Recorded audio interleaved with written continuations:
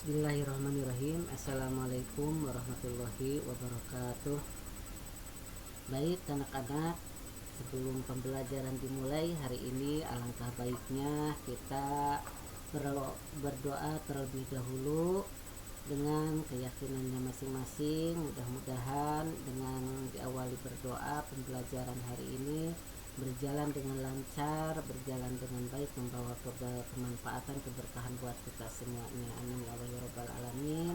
Maka dari itu baca doa dimulai. Bismillahirrahmanirrahim. Alhamdulillahirabbil alamin, arrahmanirrahim, maliki yaumiddin. Iyyaka na'budu wa iyyaka nasta'in. Ihdinas siratal mustaqim, siratal ladzina an'amta 'alaihim ghairil maghdubi 'alaihim waladdallin. Baik, selanjutnya untuk pembelajaran hari ini kita akan mempelajari, akan memperdalami, akan menggali mengenai tentang kompetensi dalam kebaikan dan etos kerja.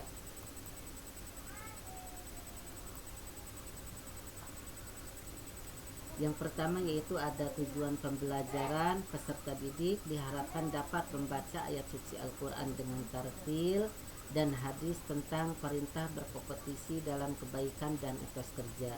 Peserta didik mampu menghafal dengan fasih dan lancar ayat Al-Quran dan hadis tentang perintah untuk berkompetisi dalam kebaikan dan etos kerja.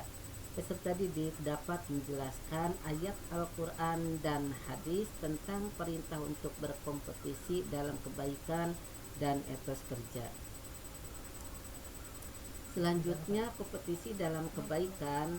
Ada dalil nakli tentang kompetisi dalam kebaikan di Al-Quran surat Al-Maidah ayat 48 yang bunyinya Bismillahirrahmanirrahim. Wa anzalna ilaikal kitaba bil haqqi musaddiqan lima bayna yadayhi minal kitabi wa muhaiminan alaihi fahkum bainahum bima anzalallah wala tattabi ahwa'ahum amma ja'aka minal haqqi qul ja'alna minkum sir'atan wa minhaja walau sya'allahu laja'alakum ummatan wahidatan walakin liyabluwakum fima atakum fastabiqul khairat ilallahi marji'ukum jami'an fayunabbi'ukum bima kuntum fihi takhtalifun. Yang mana isi kandungan Quran surat Al-Maidah tersebut ayat 48. Yang pertama, Allah Subhanahu wa ta'ala menurunkan kitab suci Al-Quran dengan kebenaran yang mutlak. Yang kedua, kitab suci Al-Quran membenarkan isi kitab-kitab sebelumnya. Yang ketiga, Allah Subhanahu wa ta'ala memerintahkan manusia agar menjadi Al-Quran pedoman hidup dalam memutuskan segala perkara. Yang terakhir dari isi kandungan Quran surat Al-Maidah ayat 48 yaitu Allah Subhanahu wa ta'ala memerintahkan manusia untuk berlomba-lomba dalam kebaikan dan menjauhi kemaksiatan. Selanjutnya ada dalil tentang kompetisi dalam kebaikan. Hadis riwayat Ibnu Majah an Jabir Abdullah qala khatobana Rasulullah sallallahu alaihi wasallam faqala ya ayyuhan nas tubu illallahi qabla an tamutu wa badiru bil a'mal as-solihati qabla an tusqulu wa sallul ladzi bainakum wa baina rabbikum bikathratikrukum lahu wa kathratis sadaqah fis sirri wal alaniyah turjaku wa tusaru wa tunsaru wa tujbaru. Selanjutnya dari isi kandungan hadis tersebut, yang pertama yaitu segera bertaubat sebelum datang kematian, dan yang kedua yaitu segera beramal soleh sebelum datang kesibukan. Selanjutnya bagian B yaitu ada yang disebut dengan etos kerja. Dari etos kerja tersebut, dalil tentang etos kerja sesuai dalam ayat suci Al-Quran surat At-Taubah ayat 105 yang bunyinya wa quli malu fasayarallahu amalakum wa rasuluhu wal mu'minun wa saturadduna ila alimil ghaibi wasyahadati fayunabbiukum bima kuntum ta'malun. Yang artinya, dan katakanlah bekerjalah kamu maka Allah akan melihat pekerjaanmu. Begitu juga Rasulnya dan orang-orang mukmin dan kamu akan dikembalikan kepada Allah yang mengetahui yang gaib dan yang nyata, lalu diberitakannya kepada kamu apa yang kamu kerjakan.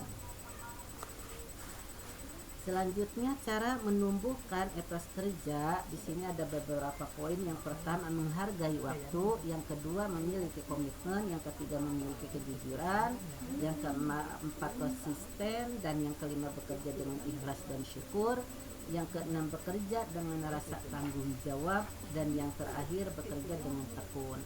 Selanjutnya ada yang disebut dengan prinsip menumbuhkan etos kerja. Ada 8 prinsip menumbuhkan etos kerja, yaitu 1. Kerja adalah rahmat, 2. Kerja adalah amanah, 3. Kerja adalah panggilan, 4. Kerja adalah aktualisasi, yang kelima kerja adalah ibadah, yang keenam kerja adalah seni, yang ketujuh kerja adalah kehormatan, dan yang terakhir yaitu kerja adalah pelayanan.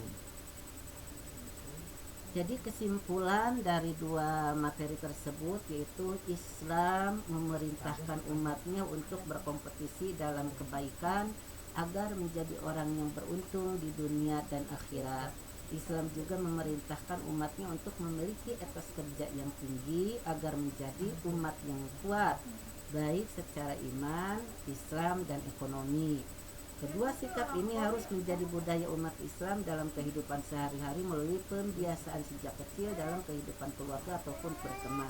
Dengan demikian, umat Islam dapat memahami betapa besar manfaat kedua sikap tersebut dalam kehidupan sehari-hari. Baik anak-anak semuanya, pembelajaran mengenai tentang berlomba-lomba dalam kebaikan dan etos kerja Bapak cukupkan sekian. Mudah-mudahan bermanfaat buat kita semuanya, dan mudah-mudahan bisa dipahami dan bisa dimengerti oleh kalian. Amin ya Allah ya Rabbal Alamin. Bapak ucapkan terima kasih. Wabillahi taufiq wal hidayah. Wassalamualaikum warahmatullahi wabarakatuh.